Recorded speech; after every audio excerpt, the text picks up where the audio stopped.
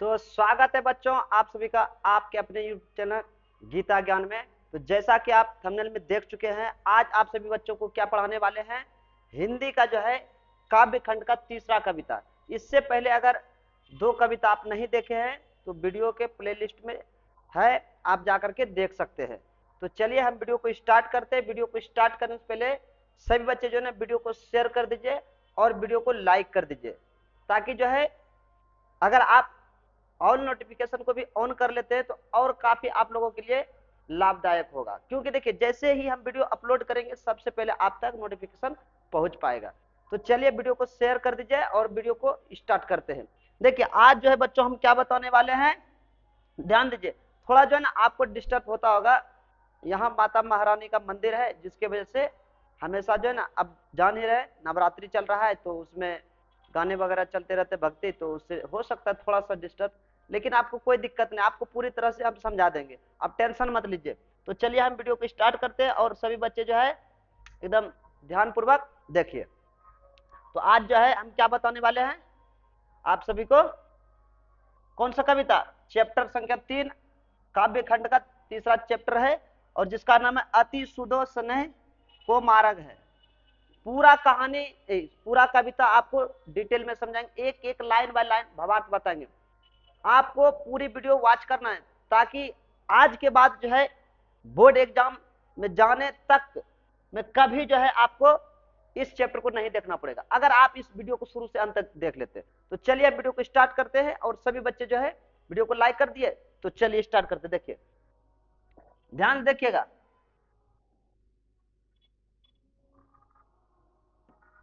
चलिए देखिए आज जो है आपका कविता है कौन सा, देख लिया, अति सुदो स्नेह को मार्ग है। देखिए यहाँ पे जो है आपका कविता आ चुका है। कविता आने देखिए कविता को बताने से पहले सभी बच्चे को जो है ना हम आप बता देना चाहते हैं कि पहले लेखक परिचय जरूरी है। अगर आपको लेखक परिचय पूरी तरह से याद हो जाएगा ना तो समझिए कि 50% ऑब्जेक्टिव आपका क्लियर हो गया, क्योंकि देखिए कविता के लेखक परिचय से ही ज्यादा पूछे जाते हैं। तो चलिए आप देखिए ध्यानपूर्वक, ये है घनानंद जी। पहले इनके बारे में हम पूरा कहानी आपको बता देते हैं, इनके जीवनी के बारे में। देखिए इनका जन्म जो है लगभग कहा जाता है, देखिए कि जो है ना इनका जन्म 1600 जो है ना 79 में हुआ है। कब हुआ है, 1679 के आसपास हुआ है। यह एक कवि जो है ना रीति कैसा है, रीति युगीन कवि। ऑब्जेक्टिव में पूछेंगे कि कौन से ऐसे कवि है, एक नाम बताइए कवि का जो रीति युगीन कवि है। तो आपको क्या बताना है, घनानंद। क्या बताना है, घनानंद बताना है।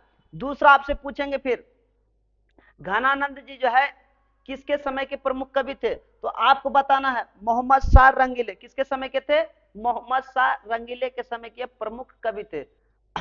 ठीक है, मुगल बादशाह जो थे ना उसके समय के प्रमुख कवि थे। मुगल बादशाह में भी कौन, मोहम्मद शाह रंगीले। आगे सुनिए बच्चों, इनका जन्म जो है इतना के आसपास हुआ है और रीति मुक्त काव्य धारा के सिरमौर कवि। आपसे पूछेंगे रीति मुक्त काव्य धारा के सिरमौर कवि कौन है, तो आपको क्या बताना है, घनानंद। कौन, घनानंद बताना। दूसरी ऑब्जेक्टिव देखिए क्या पूछे जाएंगे आपसे। आप कहानी को एकदम ध्यान पूर्वक से सुनिए ताकि आपको कोई दिक्कत नहीं हो। देखिए अगला बात आपको क्या याद रखना है, एकदम ध्यान पूर्वक से देखिए। दूसरी प्रश्न क्या आपसे पूछेंगे, ये जो घनानंद जी हैं, ये घनानंद जी ये किसके समय के प्रमुख कवि थे, तो आपको क्या बताना, मोहम्मद शाह रंगीले के समय।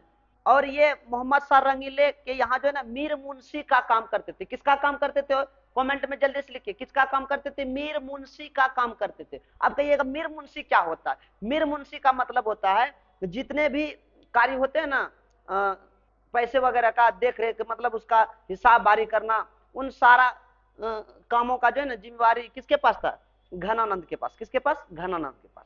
आप भी देखते होंगे कि हर जगहों पर जो है ना मुंशी रखा जाता है, तो उसी प्रकार ये मीर मुंशी थे। तो ऑब्जेक्टिव में पूछे जाएंगे घनानंद जो है मोहम्मद शाह रंगीले के दरबार में क्या थे, तो आप क्या बोलिएगा, मीर मुंशी थे। क्या थे, मीर मुंशी थे।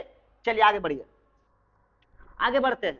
आगे देखिए क्या कहते हैं, जब जो है ना ये घनानंद जी जो है एक नर्तकी से, नर्तकी समझते, जो डांसिंग करते हैं, डांसिंग जो करते हैं ना उनको नर्तकी कहते हैं। तो मोहम्मद शाह रंगीले के यहाँ एक नर्तकी डांस करती थी जिसका नाम है सुजान। जिसका नाम क्या थे, सुजान। तो सुजान से बहुत मतलब क्या कहते, इतना मोहब्बत इतना प्यार करते थे कि जब उनसे ये बिछड़ गए ना तो कवि बन गए। क्या बन गए? कवि। आप लोग सुनते हो कि जब किसी से जुदा होता है ना तो शराबी बन जाता है, पियक्कड़ बन जाता है, जुआरी बन जाता है, लेकिन नहीं, वैसा कुछ नहीं हुआ। ये जब सुजान से अलग हुए तो ये एक जो है काफी चर्चित कवि बन गए, काफी पॉपुलर कवि बन गए, इतना फेमस हो गई कि आज हम इनके बारे में पढ़ते हैं। 10th में ही नहीं, 11th में भी, 12th में भी इनके कहानी है। पार्ट 1 में भी आपको मिलेंगे। किनका कहानी? घनानंद जी का। तो ध्यान सुनिए। तो ये घनानंद जी है ना, जब अपने प्रेमिका सुजान से विरह हुआ, विरह समझते, अलग हो गए, तो ये जो है ना उस जगह को छोड़ करके चले गए। अब क्यों चले गए, उनके पीछे वजह है। इनसे जो है ना सभी कवि जलते थे तो अब जो है मोहम्मद शाह रंगीले से शिकायत कर दिए अन्य कवि, अन्य दरबारी कवि जो है ना, इनके बारे में शिकायत कर दिए कि आप देखिए, आप गाने कहते हैं तो गाते नहीं है, लेकिन जो है सुजान अगर बोलेगी तो गाएंगे। कौन? ये एक गायक भी काफी अच्छे थे। कौन?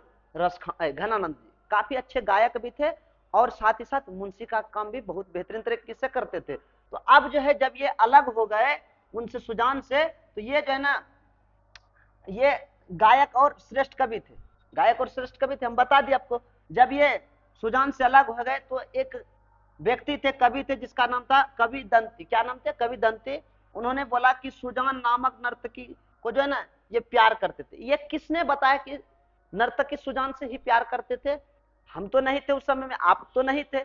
तो इनके बारे में बताया गया है कवि दंती के बारे में। तो ऑब्जेक्टिव में पूछे जाएंगे, किसने कहा था कि घनानंद जी जो है सुजान नामक नर्तकी से प्रेम करते थे या प्यार करते थे? तो आप क्या बताइएगा? दंती ने, कवि दंती ने। किसने बताए थे? कवि दंती ने। ऑब्जेक्टिव में आएंगे आपसे, कमेंट में जल्दी से किसने बताए थे? कवि दंती ने। उसके बाद जो है फिर जो है विरह होने पर जो है ना ये वृंदावन चले गए। तो कहां चले गए थे? जल्दी से कमेंट में लिखिए। जब सुजान से बिछड़ गए तो कहां चले गए? वृंदावन। वृंदावन वही कृष्ण की नगरी। कहां? कृष्ण की नगरी। तो वृंदावन चले गए। किससे अलग होने पर? इस सुजान से अलग होने पर वृंदावन चले गए। आगे सुनिए बच्चों, आगे देखिए क्या कहते हैं। वे वैष्णव होकर जो है ना काव्य रचना करने लगे, और 1739 में वे, जब नादिर शाह का आक्रमण हुआ, कहां पर? वृंदावन पर आक्रमण हुआ ना 1739 में। किनका आक्रमण हुआ? नादिर शाह। नादिर शाह के सैनिक थे। उन्होंने जब आक्रमण किया दिल्ली सल्तनत पर, तो नादिर शाह ने जो है ना दिल्ली पर जो आक्रमण किया, जब उसके सिपाहियों ने जो है ना मथुरा, देखिए एक तो कहां पर? दिल्ली पर, दिल्ली के बाद मथुरा साइड जब आक्रमण किए, किसने? ये नादिर शाह के सैनिकों ने। जब नादिर शाह के सैनिकों ने आक्रमण किए, कहां पर? दिल्ली के क्षेत्र से हट करके थोड़ा, कहां? वृंदावन पर, वृंदावन और मथुरा साइड पर। तो वहां पर जो है ना ये घनानंद मिले। और देखिए आक्रमण जो किए थे नादिर शाह के सैनिकों ने, क्यों किए थे? इस मोहम्मद शाह रंगीले को हराने के लिए। किसको? मोहम्मद शाह रंगीले को हराने के लिए, पराजित करने के लिए, खुद राजा बनने के लिए ना नादिर शाह ने किए थे। अब देखिए, अब कहीं इसको तब क्यों मार दिए? क्योंकि ये जो है ना मोहम्मद शाह रंगीले के जो है ना मुंशी थे, तो जान रहे थे कि इनके पास बहुत सारा धन संपत्ति होगा, और अगर ये रहेगा तो बाद में हो सकता है यही बन जाए क्या? राजा। इसीलिए जो है ना नादिर शाह के सैनिकों ने इसको भी मार दिए। और क्यों मारे? पहले, उससे पहले कुछ मांगे। क्या मांगे? ध्यान दीजिए। तो इनसे जो है ना सिपाहियों ने जो है ना मथुरा और वृंदावन पर भी जब आक्रमण धावा बोल दिया, तो बादशाह का मीर मुंशी, क्या समझ करके हम आपको पहले बता दिए। बादशाह किसका? कौन से बादशाह? ये मोहम्मद शाह रंगीला। मोहम्मद शाह रंगीले के बाद, मतलब मीर मुंशी होने के कारण जो है ना इन पर भी आक्रमण किया। ये वृंदावन में थे, फिर भी इस पर आक्रमण किया। फिर से समझिए बच्चों, ऑब्जेक्टिव में कैसे आते हैं प्रश्न, क्यों आते हैं। तो ये मीर मुंशी थे किसका? मोहम्मद शाह रंगीले के। तो ये नादिर शाह ने जब आक्रमण किया दिल्ली पर, तो ये तो नहीं था वहां, तो भाग गए थे। विरह होने पे भागे थे, भागे नहीं थे, ये जुदाई होने पर जो है ना ये कहीं इधर उधर भटक रहे थे, तो वृंदावन में बस गए थे। तो अब जो है ना इनके सैनिकों ने सोचा कि इनके तो सेनापति जीवित है, इनके कवि जीवित है, एक जो कि काफी चर्चित थे, वो कहाँ है? तो इनको ढूंढते ढूंढते मथुरा पहुंचे। मथुरा पर जब पहुंचे तो इनसे जो है ना ये नादिर शाह के सैनिकों ने जो है सोना मांगे। क्या मांगे? सोना। क्या बोलकर मांगे? देखिए, जर जर जर। क्या बोले? जर जर जर, मतलब सोना सोना सोना दो। क्या दो? सोना सोना सोना दो मांगा। लेकिन अब देखिए इनके पास तो कुछ नहीं था, खाली हाथी गए थे कहाँ, वृंदावन मथुरा में। अब इनके पास कुछ नहीं था, तो ये ना घनानंद ने 3 मुट्ठी क्या दे दिया, धूल। और ये क्या कहा करके, रज रज रज, धूल धूल धूल। तो ऑब्जेक्टिव में प्रश्न क्या आता है कि जर जर जर 3 बार सोना सोना सोना किसने मांगा, तो क्या बोलिएगा, नादिर साहब के सैनिकों ने। किसने बोला, नादिर साहब के सैनिकों ने बोला कि रज रज रज, क्या, जर जर जर जर। और इसने क्या बोले, घनानंद जी क्या बोले, रज रज रज। तो रज रज का अर्थ क्या होता है, धूल धूल धूल। और जर जर का अर्थ क्या होता है, सोना सोना सोना, 3 बार। तो ये जैसे ही आप सोचिए कोई आपसे सोना मांग रहे हैं और आप उसको मिट्टी उठा के दे रहे हैं, तो गुस्सा आएगा। तो गुस्से में आकर किसकी क्या कर दी, हत्या कर दी। किसने, नादिर साहब के सैनिकों ने। तो ऑब्जेक्टिव में आते हैं कि घनानंद जी की हत्या किसने किए थे, तो क्या बताइएगा, नादिर साहब के सैनिकों ने। फिर ऑब्जेक्टिव में पूछेंगे कि नादिर साहब के सैनिकों ने घनानंद से क्या मांगे, तो आप क्या बोलिएगा, सोना सोना सोना। उसके बाद फिर पूछेंगे ऑब्जेक्टिव में कि घनानंद क्या दिए, तो 3 बार धूल धूल धूल, 3 मुट्ठी क्या दिए, धूल। उसके बाद फिर पूछेंगे घनानंद किनके दरबार के मीर मुंशी थे, तो मोहम्मद शाह रंगीले के। कब जन्म हुआ था, 1689 में। मृत्यु कब हुआ, 1739 में। जब ये जुदाई हो गया, इनका जुदाई, तो ये कहां चले गए, वृंदावन मथुरा, मथुरा वृंदावन।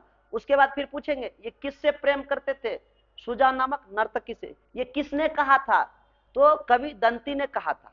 इतना बात याद हुआ आपको। चलिए आगे बढ़ते हैं। देखिए बाबू आगे क्या है, अब जो है इनसे संबंधित कहा जाता है कि इनके जैसा जो ना प्रेम के पीर समझते हैं, कष्टदायी दुखदायी जो कभी कोई नहीं था। इतने इनकी कविताओं में प्रेम झलकते थे, इतने जो है ना करुणा, इतना ही दया था ना कि इनकी कविताओं को पढ़ करके जो है ना लोग भावुक हो जाते थे, रो पड़ते थे। तो ऑब्जेक्टिव में पूछे जाते हैं कि प्रेम के पीर के कवि कौन है, तो आप क्या बताइएगा, घनानंद जी। कौन, घनानंद जी बताइएगा। तो देखिए यहाँ पे कहा गया घनानंद प्रेम के पीर के कवि है। तो प्रेम के पीर के कवि कौन है, घनानंद जी है। उसके बाद उनकी कविताओं में प्रेम की पीड़ा, देखिए ऑब्जेक्टिव में क्या पूछे जाते हैं, घनानंद जी की कविताओं में क्या मिलते हैं, प्रेम के पीड़ा, मस्ती, वियोग, 3 चीज मिलते हैं। क्या क्या, प्रेम के पीर, मस्ती, वियोग। ये 3 शब्द जो है इनकी कविताओं में मिलते हैं। एक तो पीड़ा मिलते है, कष्ट, दूसरा थोड़ा मस्ती भी आएंगे, उसके बाद वियोग, वियोग समझते, विरह, विरह के बारे में। तो ये तीनों मिलाकर के ये कविताओं को लिखते हैं। बात समझ में आया। चलिए आगे बढ़ते हैं। आगे देखिए क्या कहते हैं, आचार्य शुल्क के अनुसार जो है ना, अब देखिए एक तो कवि दंती सुने, उन्होंने कहा था सुजा नामक नर्तकी से प्रेम करते थे। दूसरा आचार्य शुल्क ने जो है ना प्रेम के मार्ग का ऐसा प्रवीण और धीर पथिक तथा जवानदानी का ऐसा रखने वाला जो है ना ब्रज भाषा का दूसरा कोई कभी नहीं हुआ। देखिए आचार्य शुल्क ने क्या कहा, ऑब्जेक्टिव में पूछे जाएंगे, ध्यान से देखिए। तो आप, आचार्य शुल्क ने क्या कहा कि इस पूरे संसार में कहीं भी चल जाइए आप, इसके जैसा दूसरा कोई कवि नहीं मिलेंगे। किस तरह के कवि, कि जो प्रेम के प्रवीण कवि और धीर पथिक समझते, जो कि प्रेम में बिछड़ने के बाद भी अपने अंतरात्मा को टूटने नहीं देते हैं, रो रो करके दुनिया को बताते हैं, लेकिन ये टूटते नहीं। और साथ ही कहते हैं जवानदानी का ऐसा दबा रखने वाला कोई कभी नहीं हुआ जो कि ब्रज भाषा करे। किस भाषा का, ब्रज भाषा। पूरे भारत भूमि पर कोई ऐसा कभी नहीं हुआ जो कि ब्रज भाषा में दूसरा कोई कभी ऐसा हो जाए। तो आपसे पूछेंगे ब्रज भाषा का सबसे चर्चित कवि कौन थे, तो आप क्या बोलिएगा, घनानंद जी। कौन, घनानंद जी। ठीक है, आगे देखिए कहते हैं वियोग में सच्चे प्रेमी जो वेदना सहता है, उसके चित्त में जो विभिन्न तरंगे उठती है, उसका चित्रण घनानंद ने किया है। देखिए सच्चे प्रेमी जो होते हैं ना, उनके हृदय में जो है भावुकता, जो प्रेम जो है छलकते हैं, उनकी विस्तार रूप से वर्णन किए किसने, घनानंद जी। आगे चलिए बच्चों, देखिए आगे क्या कहते हैं, उनका चित्रण घनानंद ने किया है। घनानंद जी वियोग दशा का चित्रण करते समय अलंकारों, रूढ़ियों का जो है ना सहसार लेने की जो है दौड़ में अनेक प्रकार की इन्होंने बातें कहे। देखिए अब जो है इधर से कुछ नहीं पूछे जाते, ये सारे बातें अब यहां से आपको देखिए एक बात और याद रखना है, इनके जो कविता है दो पद है, इसमें दो पद है, आप जो आज अभी पढ़िएगा दो पद में है। दो पद में से पहले पद में देखिए क्या कहते हैं वे, आगे क्या कहते हैं, कहते वे वेदना के तप से जो है ना मनो विकारों या वस्तुओं का जो है ना नया आयाम अर्थात पहले ना देखा गया, उनका कोई नया रूप पक्ष लेने से पहले जो है ना आपको कई सारे बात। अब देखिए यहाँ पे क्या कहा जाता, कवि ने जो है ना, कवि ने कहा है कि कवि उनके 250 वर्ष बाद छायावादी काल में प्रकट हुए। अब ये कहते हैं ये सारे लिखने के बावजूद भी ये 250 साल बाद जो है ना कवि के रूप में प्रकट हुए, किस काल में, छायावाद काल में। अब ये काल क्या होता है, तो आपको ये सारे बातें याद रखना। अब जो है इनसे कुछ और बातें आपको ध्यान क्या रखना है, देखिए ध्यान दीजिए, ध्यान क्या देना है आप देखिए ध्यान से। तो इनसे संबंधित कुछ बातें पूछ लेते हैं कि जैसे में इनकी कुछ प्रमुख रचनाओं का नाम बताइए। पहला सुजान रस खान, क्या है, सुजान रस खान सबसे पहला इंपॉर्टेंट सबसे अधिक है सुजान रस खान। किनकी कविता है जल्दी से बताइए, किनका है, घनानंद का। किसका, घनानंद जी का। घनानंद जी जो ना प्रस्कृत भाषा और शुद्ध ब्रज भाषा के कवि थे। किस भाषा के, प्रस्कृत और शुद्ध ब्रज भाषा, साथ ही साथ इनके सेवैया और घनाक्षरी प्रसिद्ध थे। तो ऑब्जेक्टिव में पूछे जाएंगे सेवैया और घनाक्षरी में कौन प्रसिद्ध थे, तो आप क्या बताइएगा, घनानंद जी। कौन, घनानंद जी सेवैया और घनाक्षरी में प्रसिद्ध थे। जैसे सेवैया और छंद में, सेवैया और छंद में रसखान थे, उसी प्रकार ये सेवैया और घनाक्षरी में प्रसिद्ध थे। तो ऑब्जेक्टिव में पूछा जाएगा कि सेवैया और घनाक्षरी में कौन प्रसिद्ध थे, तो घनानंद। आगे देखिए इनके प्रमुख ग्रंथ सुजान रस खान, विरह लीला, रसकेरी बल्ली। तो ये तीन आपको याद रखना है, तीन आपको याद रखना है। पूछ लेंगे सुजान रस खान किनका किनका जो है ग्रंथ है, तो आपको क्या बताना, रस घनानंद।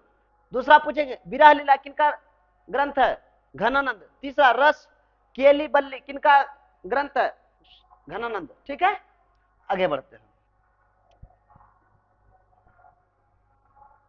उसके बाद जो है ना इनसे संबंधित दो बातें और आपको याद रखना है, क्या कि देखिए पहला बात है यहाँ पे देखिए प्रथम छंद में कवि, प्रथम छंद मतलब दो पद है, देखिए यहाँ पे आपको दिखाते हैं दो पद है। कितने पद है, दो पद। देखिए एक पद ये हुआ, दूसरा पद ये हुआ। तो कह रहे कि प्रथम छंद में, किसमें, प्रथम छंद में, ध्यान दीजिएगा, कह रहे प्रथम छंद में। प्रथम छंद में जो है ना कवि जहां कहते प्रेम के सीधे सरल और निश्चल मार्ग की प्रस्तावना करता है। क्या कहते, प्रथम पद में जो है ना प्रेम के मार्ग को अत्यंत सीधा सरल बताए, और इस मार्ग पर चलने के लिए जो कपटी झिझकी चतुराईपन कुछ भी नहीं चलता, ऐसे बातों का वर्णन किए हैं किसमें, प्रथम छंद में। आपको पढ़ाएंगे तो समझ में आएगा एक एक शब्द।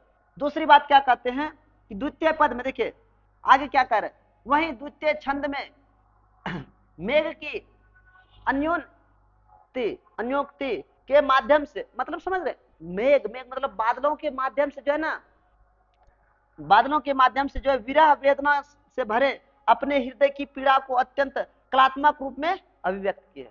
दूसरे पद में जो है ना इन्होंने अपने अंदर पनप रहे उस पीड़ा कष्ट को जो है ना व्यक्त किए हैं बादलों के माध्यम से। चलिए देखते हैं कैसे। चलिए इससे जो पूछे जाएंगे क्या क्या फिर से हम देख लेते हैं एक बार, आप एकदम ध्यान से समझिए। पहली ऑब्जेक्टिव क्या पूछेंगे, घनानंद जी का जन्म कब हुआ है, 1689 में। दूसरा ये किस तरह के कवि थे, रीति युगीन कवि। दूसरा फिर क्या पूछेंगे, ये कैसे घनानंद कवि थे, रीति मुक्त काव्य धारा। कैसा, रीति मुक्त काव्य धारा के कवि कौन है, घनानंद जी। घनानंद जी जो है किस नर्तकी से बेतहा मोहब्बत करते थे, किससे, सुजान। किससे, सुजान से। अगला प्रश्न पूछेंगे आपसे कि घनानंद जी जो है किसके दरबार के मीर मुंशी थे, मोहम्मद शाह रंगीले। तीसरा प्रश्न आपसे पूछेंगे घनानंद जी सुजान से विरह होने के बाद कहां चले गए, मथुरा वृंदावन। अगला प्रश्न पूछेंगे घनानंद की हत्या किसने की, नादिर साहब के सैनिकों ने। अगला प्रश्न अगला प्रश्न क्या पूछेंगे, घनानंद जी से जो है ना नादिर शाह के सैनिकों ने क्या मांगा, क्या मांगे जल्दी से बताइए, जर जर जर जर जर जर। घनानंद क्या दिए, रज रज रज मतलब धूल धूल धूल, और मांगा था क्या, सोना सोना सोना, 3 मुट्ठी सोना मांगा। उसके बाद प्रेम के पीर के कवि कौन है, घनानंद जी। अगला प्रश्न आपसे पूछेंगे, अगला प्रश्न कि घनानंद जी किस में प्रसिद्ध है, सेवैया और घनाक्षरी में। अगला प्रश्न फिर आपसे पूछेंगे, इनके प्रमुख ग्रंथ कौन कौन से, सुजान सागर, अगला कौन सा, रसकेली बल्ली, और विरह लीला, कौन सा, विरह लीला। तो इतना बात अगर आपको याद रहता है तो समझ जाइए इससे ऑब्जेक्टिव छूटने वाला है ही नहीं। तो चलिए अब कविता को देखते हैं, चलिए देखिए, देखिए आगे क्या कहते हैं। कविताओं को बच्चों एकदम ध्यान पूर्वक देखिए, आपको टेंशन नहीं लेना, एकदम ध्यान पूर्वक समझिए, पूरी तरह से आपके दिमाग में बैठ जाएगा। देखिए क्या कहते हैं, कहते हैं अति सुदो स्नेह को मार्ग है, क्या कहते हैं, अति सुदो स्नेह, प्रेम का मार्ग जो है ना अत्यंत सीधा और सरल होता है, प्रेम का मार्ग अत्यंत सीधा और सरल होता है। आगे देखिए क्या कहते हैं, अति सुदो स्नेह को मार्ग है, जहां नेकू सयानापन बांक नहीं। कहने का मतलब क्या हुआ, प्रेम का मार्ग, किसका मार्ग, प्रेम का मार्ग जो है ना, ध्यान से देखिए, अति सुदो स्नेह, स्नेह मतलब प्रेम, प्रेम का मार्ग जो है ना अत्यंत सीधा और सरल होता है। देखिए ध्यान से, अति सुदो स्नेह को मार्ग है, अत्यंत सीधा और सरल, कौन सा मार्ग, स्नेह, स्नेह मतलब प्रेम का मार्ग, कौन सा मार्ग, प्रेम का मार्ग।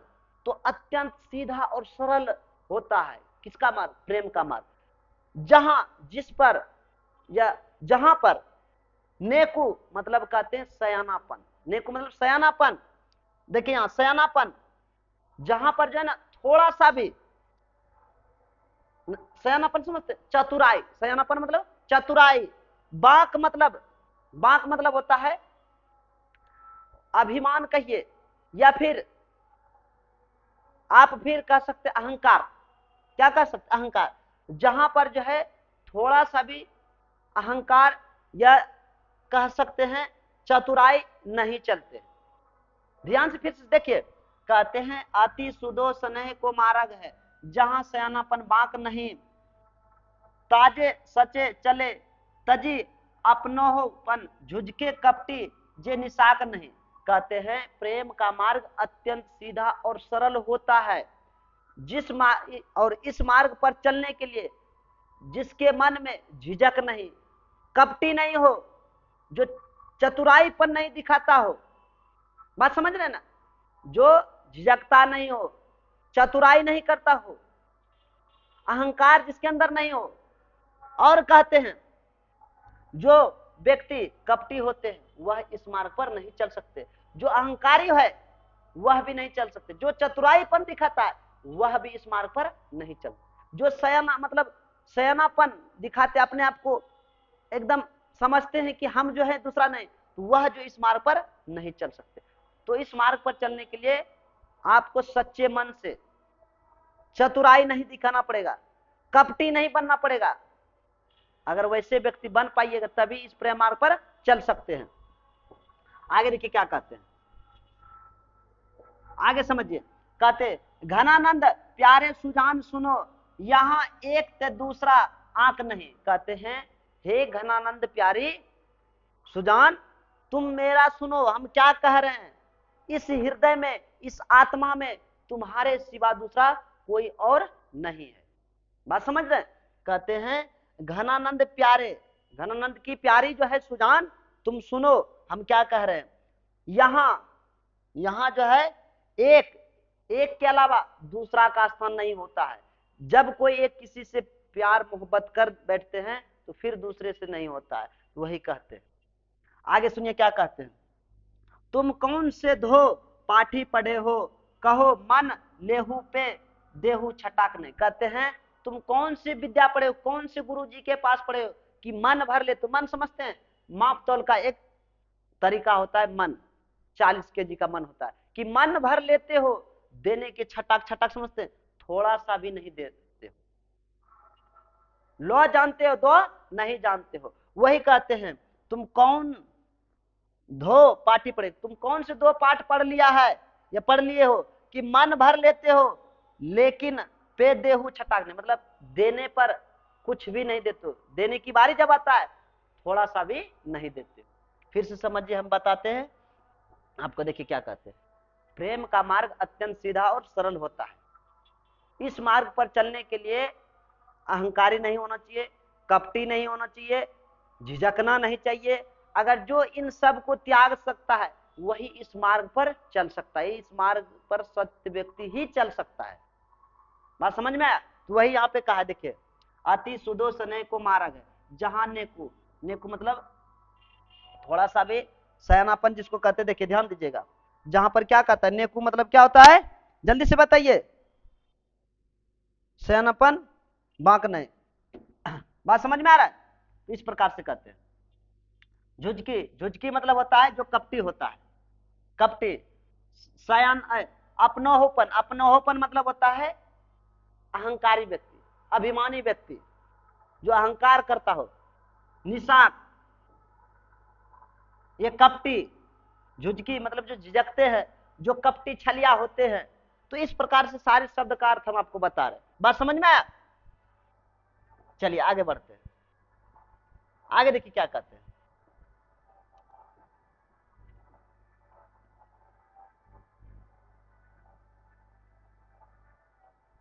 आगे देखिए क्या कहते हैं बच्चों, कहते हैं मोह आंसू।